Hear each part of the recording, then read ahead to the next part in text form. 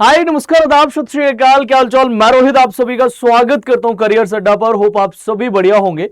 आज के सेशन में हम डीपीएसपी से रिलेटेड इंपॉर्टेंट क्वेश्चंस जो हैं वो यहां पर कवर करेंगे और सीधे चलते हैं। कुछ स्टैटिक फैक्ट पहले देख लेते हैं डीपीएसपी के बारे में कि इंडियन कॉन्स्टिट्यूशन के पार्ट 4 में इसको एक्सप्लेन किया गया है। आर्टिकल 36 से और 51 तक आपको डीपीएसपी देखने को मिलेंगे। देखिए, जब हम फंडामेंटल राइट्स की बात करते हैं वो एनफोर्सिएबल बाय द लॉ होते हैं, बट जो डीपीएसपी होते हैं ये not enforceable by the law होते हैं। ये आपको यहां से ध्यान रखना है। नाउ अब हम आगे चलते हैं, सीधे फर्स्ट क्वेश्चन की तरफ अपन मूव करेंगे। सो पहला क्वेश्चन, आज का फर्स्ट क्वेश्चन आपकी स्क्रीन पे है। DPSP directive principal of state policy has been adopted. हमने किस कंट्री से अडॉप्ट किया है, किस कंट्री से हमने लिया है डीपीएसपी को, तो ये आपको यहां पर बताना है। तो फटाफट से स्पीड में इस आंसर कर दो और एक बार सेशन को सभी लाइक कर देना। यहां अगर हम इसके आंसर की बात करें, आयरिश कॉन्स्टिट्यूशन इसका करेक्ट आंसर होगा। नेक्स्ट देखो, inspired by constitution of which of the following nations India has added the feature of DPSP. Same question है, बस लैंग्वेज चेंज की गई है। यहां अगर हम इसके करेक्ट आंसर की बात करेंगे तो इसका करेक्ट आंसर क्या हो जाएगा? आयरलैंड इसका करेक्ट आंसर होगा। बात समझ में आई? बहुत ज्यादा लंबा सेशन नहीं होगा, ठीक है। शॉर्ट 10 से 12 मिनट का ही आपका ये सेशन रहने वाला है। 15 मिनट होगा हार्डली, इससे ज्यादा नहीं होगा। What is the main objective of inclusion of directive principles in the Constitution of India?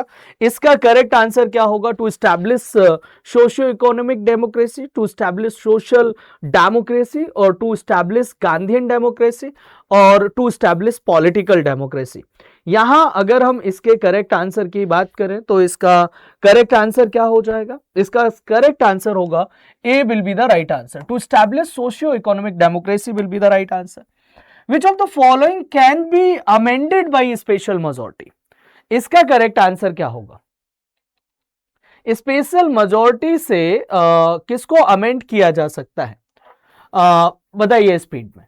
यहां अगर हम बात करें तो क्या use English language in parliament, formation of new state, rules for running parliament, और DPSP can be amended by special majority. DPSP इसका correct answer होगा, ठीक है। ये आप यहां से याद रखेंगे कि किसको मतलब विशेष बहुमत से ही चेंज किया जा सकता है, वो है आपके DPSP, directive principles of state policy. Ideas जो लिए गए हैं वेलफेयर स्टेट के, वो कंटेंट किस में है? बताइए किस में है? जाहिर सी बात है कि अगर हम डीपीएसपी पढ़ रहे हैं तो ना तो पार्ट 7 होगा, ना प्रीएम्बल ऑफ कॉन्स्टिट्यूशन होगा, ना फंडामेंटल राइट होगा। डीपीएसपी इसका करेक्ट आंसर होगा। Directive principles of state policy are enumerated in which part of Indian constitution? बताइए स्पीड में इसका आंसर करिए। यहां अगर हम इसके करेक्ट आंसर की बात करें तो इसका करेक्ट आंसर क्या हो जाएगा? अब बात की गई है, अभी अभी जस्ट जब सेशन स्टार्ट हुआ था तभी मैंने आपको इसके बारे में डिस्कस भी किया था कि देखिए, फंडामेंटल राइट्स की अगर हम बात करते हैं, फंडामेंटल राइट्स आपको पार्ट 3 में इंडियन कॉन्स्टिट्यूशन के आर्टिकल 12 से लेकर 36 तक, आप 35 तक जो है वो आपको क्या देखने को मिलेगा? फंडामेंटल राइट्स देखने को मिलते हैं। पार्ट 4 में अगर हम चले जाएं तो डीपीएसपी है, जहां पर आर्टिकल 36 से लेकर 51 तक डीपीएसपी का जिक्र किया गया है, ठीक है। उसके बाद में अगर हम पार्ट 4A में चले जाएं तो पार्ट 4A में जो है आर्टिकल आपको 51A याद रखना है। यहां पर ये आपके लिए यहां से इंपॉर्टेंट रहेगा, तो ये आप यहां से ध्यान रखिएगा। अभी अगर हम यहां इसके करेक्ट आंसर की बात करें तो पार्ट 4 इसका करेक्ट आंसर होगा। बात समझ में आई आपको? ये आप यहां से याद रखिएगा। नाउ नेक्स्ट है आपका article 36 to Article 51 of Indian Constitution mainly deals with directive principles of state policy given in dash of Indian Constitution। इसका करेक्ट आंसर क्या होगा? लास्ट में अभी हमने देखा भी पार्ट 4, इसका करेक्ट आंसर क्या होगा? यहां पर भी सेम क्वेश्चन है, बस क्या है? लैंग्वेज चेंज है। बाकी की सब कुछ सेम है, आंसर पार्ट 4 हो जाएगा। आगे अगर हम बात करें तो फिर लैंग्वेज चेंज की गई है। In which part of the Indian constitution are the directive principal of state policy describe, इसका करेक्ट आंसर क्या होगा, इसका करेक्ट आंसर पार्ट 4 हो जाएगा। ठीक है, नेक्स्ट देखो, article 44 of the Indian constitution uniform civil code की बात की गई है। यूसीसी डील करता है, किसके साथ में डील करता है बताइए, जो यूसीसी है वो किसके साथ में डील करता है। यहां अगर हम इसके करेक्ट आंसर की बात करें तो इसका करेक्ट आंसर क्या हो जाएगा, यूसीसी की बात की गई है, इसका करेक्ट आंसर क्या होगा, हाँ जी, इसका करेक्ट आंसर क्या हो जाएगा,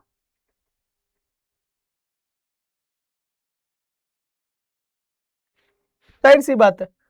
देखो आर्टिकल 44 में यूसीसी को, यूनिफॉर्म सिविल कोड को किया गया है और आंसर इसका हो जाएगा आपका DPSP, directive principal of state policy.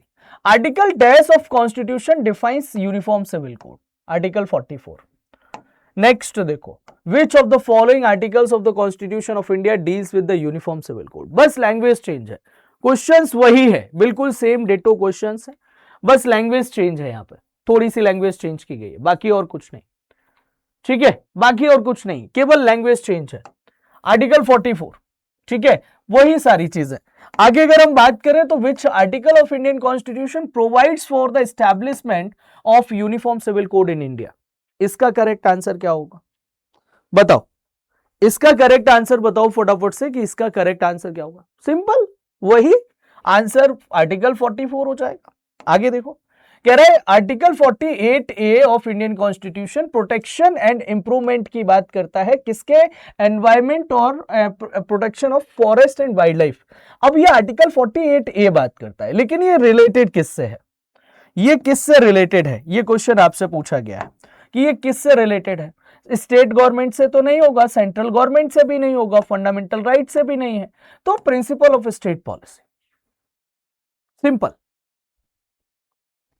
D इसका करेक्ट आंसर हो जाएगा। बात समझ में आई, हाँ।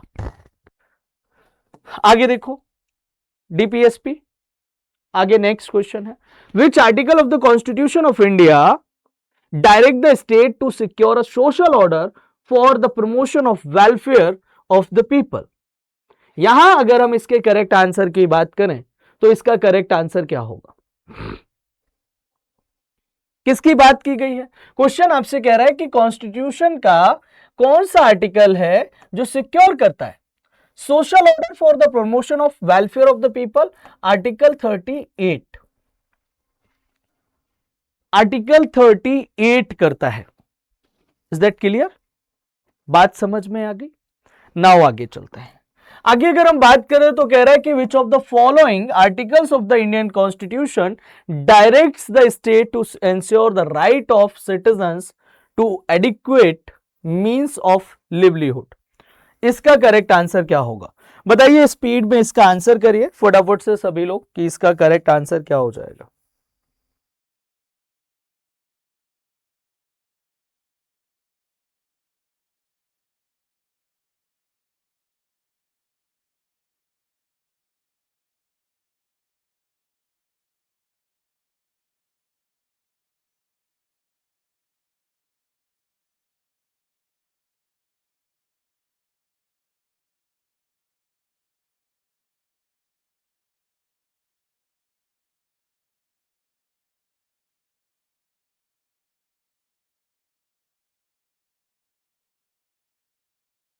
चलिए, यहां अगर हम इसके आंसर की बात करेंगे तो इसका करेक्ट आंसर क्या हो जाएगा,